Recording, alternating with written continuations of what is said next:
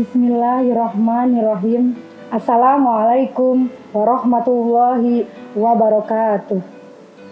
Alhamdulillahirabbil alamin.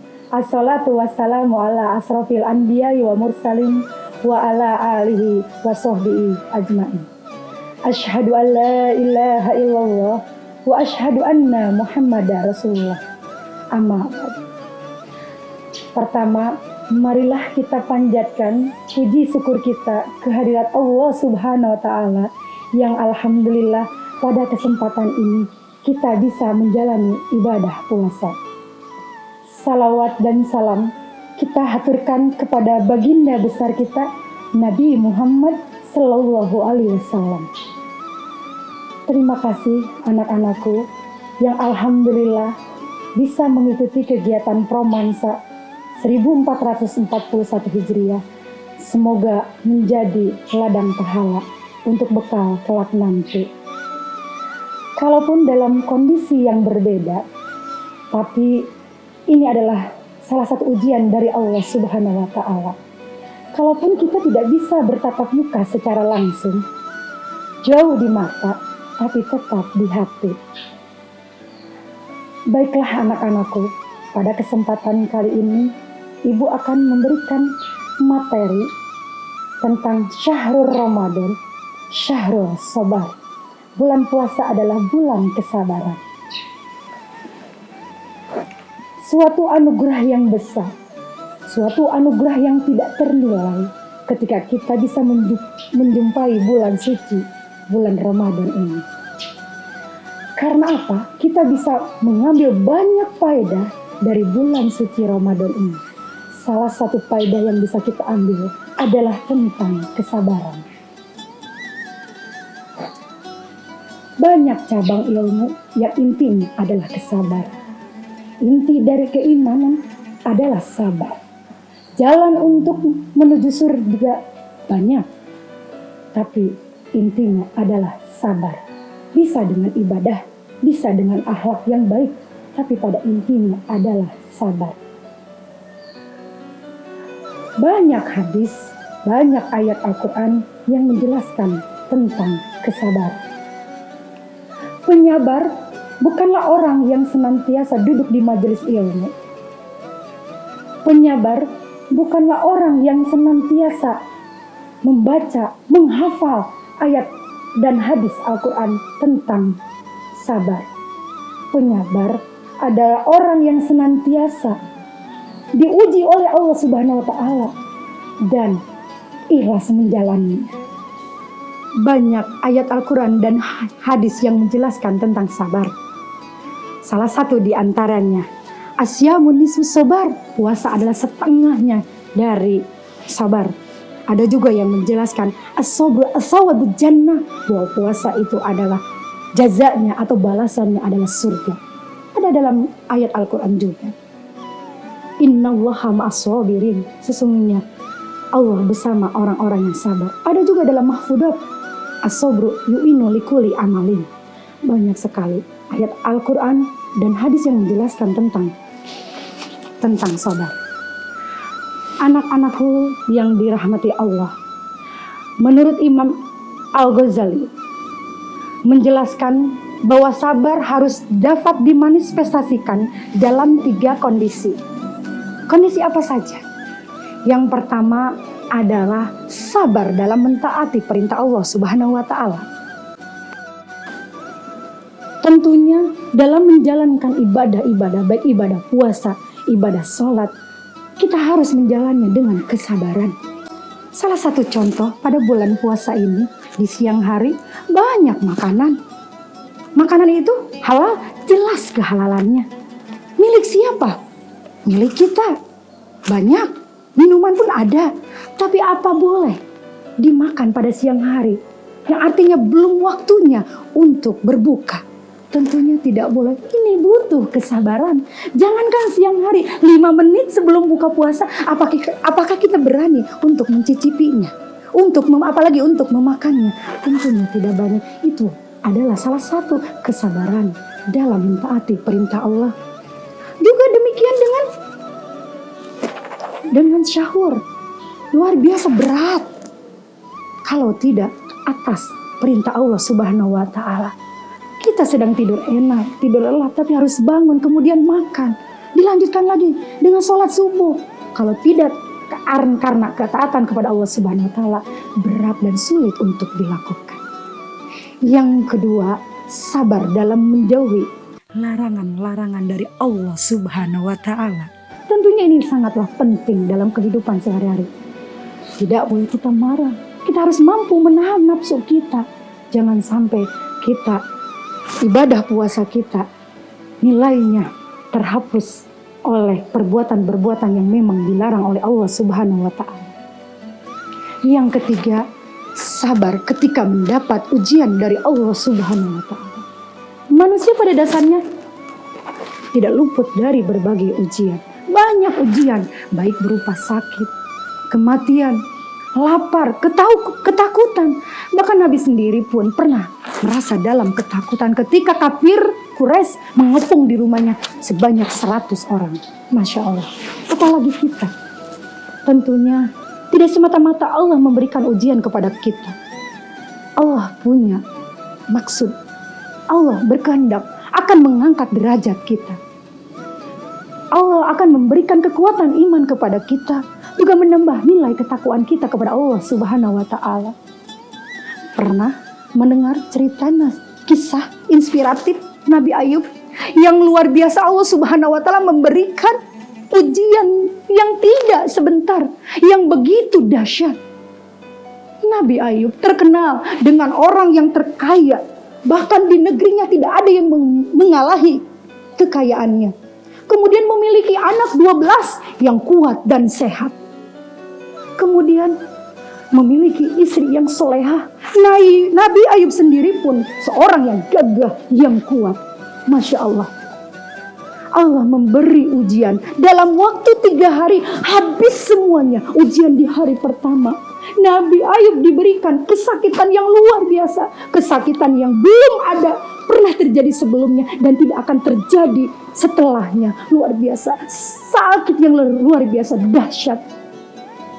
Tidak ada orang yang dapat mendekatinya. Kemudian yang kedua, di hari kedua Nabi Ayub diuji dengan anak-anaknya semua wafat. Bukan 1 orang, tapi 12 orang wafat tertimpa bangunan. Itulah ujian. Tapi apa yang terjadi pada Nabi Ayub? Terus meningkatkan zikirnya, meningkatkan keimannya, terus berdoa dan berhusnudzon kepada Allah Subhanahu wa Ta'ala. Di hari ketiga apa yang terjadi? Seluruh hartanya habis, hewan ternaknya mati, perkebunannya juga kena wabah. Masya Allah, itulah ujian terhadap Nabi Ayub. Pada saat ini kita dapat ujian oleh Allah Subhanahu wa Ta'ala, adanya COVID-19. Ini adalah ujian untuk kita semua, ujian kesabaran kita. Memang kita tidak bisa pergi kemana saja, tidak bisa pergi semaunya. Tapi ini ujian. Berapa lama kita bisa pergi kemana-mana dibandingkan saat ini? Hanya kurang lebih 2 bulan. Tapi dibanding kita sebelumnya bisa melakukan kemana saja, bisa melakukan apa saja. Semuanya adalah kesabaran untuk kita. Kemudian kisah dari Al-Ayub ini, Nabi Ayub ini luar biasa, sangat menginspiratif untuk kehidupan kita. Karena kesabarannya yang begitu dahsyat. Ujian yang begitu hebat. Menimpanya bukan 1 tahun, bukan 2 tahun, tapi 20 tahun. Diberi sakit 20 tahun. Hartanya habis, anak-anak yang dicintainya wafat. Masya Allah. Tapi Nabi Ayub selalu ikhlas, husnudzon terhadap Allah Subhanahu wa Ta'ala. Suatu hari tidak ada lagi makanan untuk Nabi Ayub. Lalu istrinya berpikir dan mencari makanan keluar, tidak didapatinya. Kemudian mencari pekerjaan, walaupun hanya untuk memandikan hewan, tidak ada yang memberikannya. Lalu berpikir istrinya Nabi Ayub, Masya Allah, bagaimana kalau rambut saya dijual? Akhirnya Nabi Ayub menggunduli rambutnya dan dijualnya, ditukarkannya dengan makanan. Lalu diberikannya ke Nabi Ayub makanan tersebut 1 hari 2 hari untuk perbekalannya. Nabi Ayub terheran-heran melihat istrinya kenapa tidak pernah membuka jilbabnya? Wahai istriku, ini adalah suamimu, kenapa tidak membuka jilbab di hadapanku? Wahai istriku, ini cuaca sangat panas, coba buka jilbabnya. Lalu istrinya tidak mau membukanya. Merayulah Nabi Ayub untuk membuka istrinya, membuka jilbab istrinya. Akhirnya didapatkannya istrinya tidak berambut. Masya Allah. Lalu Nabi Ayub bertanya, wahai habibati, wahai istriku tercinta, apa yang terjadi? Lalu istrinya Ayub menceritakan yang sesungguhnya. Masya Allah, Nabi Ayub nangis. Nabi Ayub nangis. Selain mendapati istrinya tidak mempunyai rambut, juga penyakitnya sudah mengganggu ibadahnya. Lalu Nabi Ayub bermunajat kepada Allah Subhanahu wa Ta'ala, lalu berdoa. Ada di dalam surat Al-Anbiya ayat 83 dan di dalam surat Al-Anbiya ayat 84. Apa yang dipanjatkannya bukan seperti kita, jauh dari kita. Kalau kita baru sedikit, baru flu sedikit saja, baru kita tersandung sedikit, aduh ini kenapa, aduh lama amat sakitnya, itulah kita. Tapi Nabi Ayub ketika berjalan sakitnya itu selama 7 tahun, istrinya bertanya kepada Nabi Ayub, wahai kekasih Allah, kenapa tidak mengangkat tangannya lalu berdoa kepada Allah untuk minta disembuhkan? Apa jawab Nabi Ayub? Ya istriku, sakitku baru 7 tahun. Nikmat yang telah diberikan Allah sebelumnya adalah 20 tahun. Ini belum ada apa-apanya. Kita terima dengan ikhlas, kita jalani. Tapi ketika didapatkannya, istrinya tidak punya rambut lagi. Kemudian sakitnya sudah mengganggu ibadahnya. Lalu Nabi Ayub berdoa kepada Allah Subhanahu wa Ta'ala. Wa Ayuba idnada rabbahu inni masaniya duru. Itu doanya. Nabi Ayub diuji 20 tahun masih malu berdoanya kepada Allah Subhanahu wa Ta'ala. Ya Allah. Dan ingatlah Ayub ketika dia berdoa kepada Tuhannya, ya Tuhannya, sungguh aku telah ditimpa penyakit. Wa anta arhamar rahimin. Padahal Engkau Tuhan yang Maha Penyayang dari segala Maha Penyayang. Masya Allah. Itulah Nabi Ayub. Apakah Allah Subhanahu wa Ta'ala mengijabah doanya? Tidak ada jeda. Maka di situ diawali dengan kalimat fastajabna lahu fakasabna ma bihi min durin. Allah mengijabah doanya secara langsung. Kemudian Allah menghilangkan seluruh penyakit yang ada di badannya. Bahkan Nabi Ayub kembali lagi muda. Saat itu kurang lebih usia Nabi Ayub 80 tahun. Kembali ke usia produktif di antara usia 30 sampai 40 tahun. Masya Allah. Ketika Allah berkehendak, maka Allah membukakan segalanya. Setelah disembuhkan penyakitnya, lalu wa atainahu ahlahum wa mislahum ma'ahum. Allah memberikan keturunannya kembali, artinya istrinya hamil kembali dan jumlahnya dilipat gandakan dari 12 menjadi 24. Artinya setiap lahir kembar anaknya, setiap kelahiran anaknya kembar. Itulah ketika Allah mempunyai kuasa yang memang kadang di luar nalar manusia. Kemudian apa yang terjadi setelah kemudian disembuhkan, kemudian istrinya hamil kembali, dilahirkannya anak-anak yang kuat, anak-anak yang hebat, anak-anak yang soleh, lalu dikembalikan hartanya jauh lebih banyak dan lebih baik dari kekayaan sebelumnya. Masya Allah.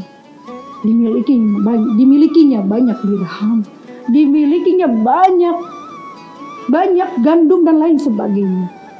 Itulah ketika Allah sudah berkuasa. Tidak ada yang mampu menghalangi. Itu adalah salah satu kisah Nabi Ayub. Kesabarannya yang luar biasa. Anak-anakku, kita bisa mencontoh bagaimana perjuangan Nabi Ayub. Tentunya mari kita berupaya untuk meningkatkan kesabaran kita dengan ibadah puasa ini. Manfaatkan waktu kita dengan sebaik-baiknya. Tidak semata-mata ada wabah,